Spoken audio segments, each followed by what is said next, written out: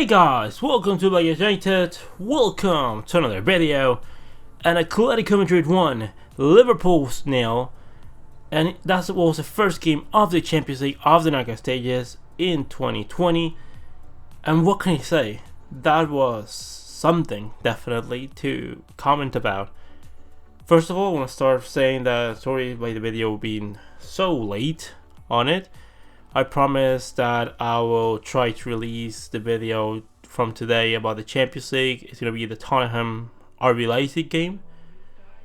And if you want me to also do a reaction on the Valencia Atlanta game, I can also do that if you want to leave that in the comment section below. But what can I say about this game? It was interesting for sure. The result, I think it's very unfair for Liverpool. But at the same time, this is the kind of game that Atletico Madrid play. It's their kind of game. This is what they do. They try to hit you quickly and then they go ahead and just be very solid in defense, which they were. This was a much more competitive Atletico Madrid side than I expected. It's been a more competitive Atletico Madrid than everything else that I've seen this season from them. So kudos to them.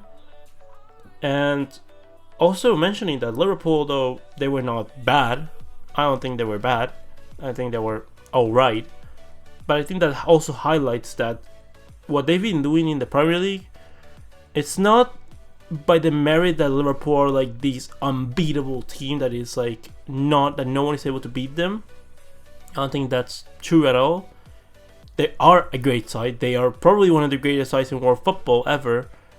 But they do not deserve to only have drawn one game and win everything else. Like it's just been, luck plays a part in football, and it's not luck that they deserve to win this Premier League title. They deserve it by a long shot. But also remembering that luck does play a part in world football, and today the difference is that a team that I think only conceded one goal the whole season in all three competitions, or four competitions, however many. They only conceded one goal from corners, and they go ahead and concede one for today. So, unlucky, definitely. But also mentioning that this Liverpool side was, for me, it's worse than the one last season. And before going ahead with that, let's talk about lineups, and then we'll go ahead and discuss the game further. Atletico Madrid opted to go with Jan Oblak in net, Bersálico, Savic, Felipe and Renan Lodi at the back. In midfield, Saúl Ñíguez, Thomas, Koke and Thomas Lemar. Up top they had Álvaro Morata and Ángel Correa. While Liverpool opted to go with Alisson in net, Virgil van Dijk, Joe Gomez, Trent Alexander-Arnold and Andy Robertson at the back. A midfield three of Fabinho, Gini Wijnaldum and Jordan Henderson, and up top they had their front three of Sadio Mane, Mohamed Salah and Roberto Firmino. And to discuss the game, let's start by talking Atletico Madrid. I think they were solid in defense. I think actually both teams were pretty decent in defense. And Felipe, I think, had a fantastic game. He had he had a game where you don't miss Godin in this kind of games. When you had a Felipe performance like that, he was immense. He was really good. Renan Lodi for me was the man of the match. He was spectacular. He was world class.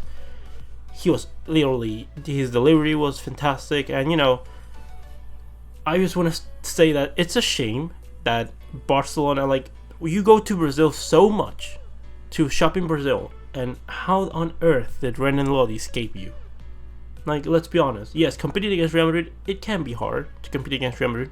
But competing against Atletico Madrid, there's no contest there. It's you shop so much in Brazil and you miss on someone like Renan Lodi. But whatever, it's not the moment to discuss that. Koke, Thomas was really good. Koke and Thomas Lemar were fine. Saúl scored a goal and he was energetic, but other than that he was alright.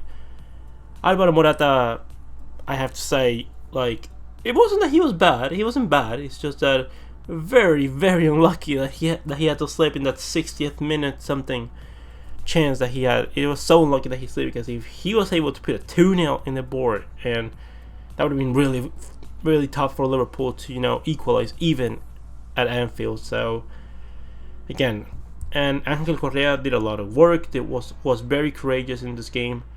I have to say that. I mean, I would have suggested him as probably like a really good option for Barcelona to go right now in the January as we are trying to look for a replacement of Ousmane Dembele. But obviously, Atletico Madrid are not going to sell Angel Correa. He will not join Barcelona. They wouldn't make life easy for us, obviously. And now talking Liverpool. Well, I think Liverpool's game can be summarized in Trent Alexander-Arnold. Like, he was alright. He was a little bit off the pace, off target, and that's pretty much what Liverpool were. They were fine, but they were a team that was very off target to their normal self. And this is what I mean. What I mean, but when I say that this Liverpool side is worse than the one last season, is that last season I felt that this Liverpool side was, much better. And like when I mean much better, is like probably much better. It's not the right description of it. They were better. I just thought that they dominated games a lot more. That they depended less on luck to win games. When they lost against Manchester City last season, and they started to win, basically when they went in that winning streak, it just looked like Liverpool were completely machined, that they were obliterating everything in their path. So far this season, they've been doing that to a point, but it's also been a lot of games where they had to come back from maybe 1-0 down, and they have to win games in like the last couple minutes of the game, and it's just not something that is normal as much as.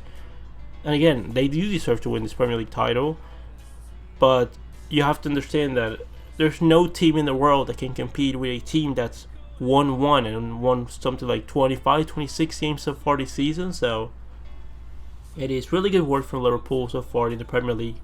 In the Champions League, they've done okay. I think that it's gonna be hard for them to play this game in Anfield.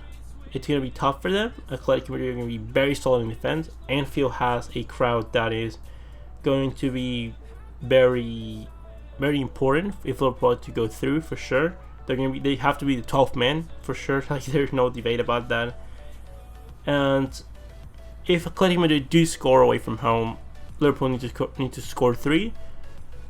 They know that they can do it. I'm pretty sure during club and the players have a belief that they can, overcome anything after they overcame what they did last season.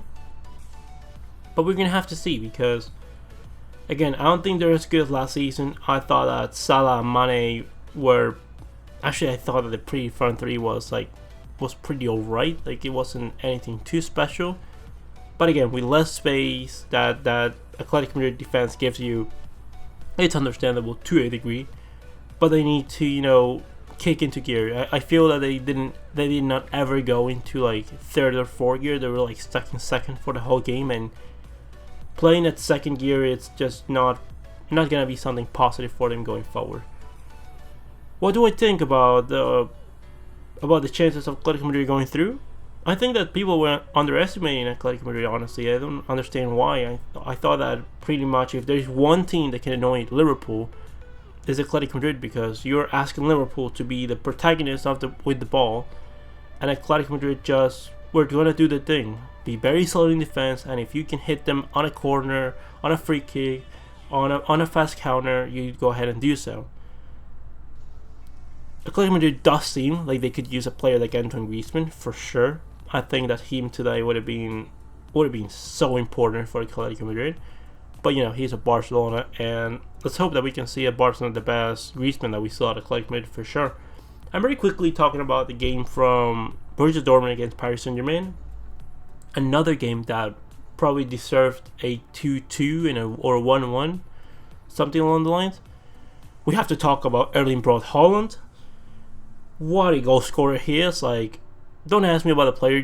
He's a fantastic goal scorer. Like, he probably will be a really good player, but as a goal scorer, he's like a beast. He's 4 or 5 games, 10, 12 goals, something like that, something ridiculous like that. That second goal where he beat Keylor Navas, that was spectacular. And we apparently, Barcelona, are trying to go for Braithwaite. who I think is a decent player. He's an average player, but you're gonna pay about 19-20 million for his release clause, and you could have paid that for Haaland. But of course, Barcelona say Haaland doesn't give the profile. It's not the profile that we're looking for. Yes, of course, Barcelona is not looking for the profile of a goal-scoring forward. That, you know, the only reason that he's not with Barcelona right now is because you cannot promise him minutes, because he doesn't give the profile of a player that is going to sit on the bench 95% of the time. You're going to play with Suarez injured like a lot. So it's a shame. It's a shame that we didn't go for Haaland.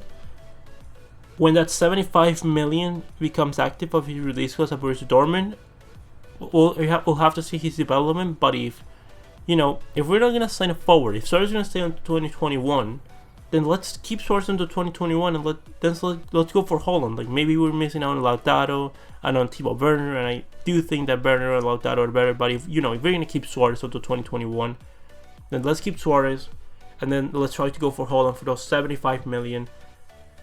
Let's try to convince him to join Barcelona. Suarez is going to be out.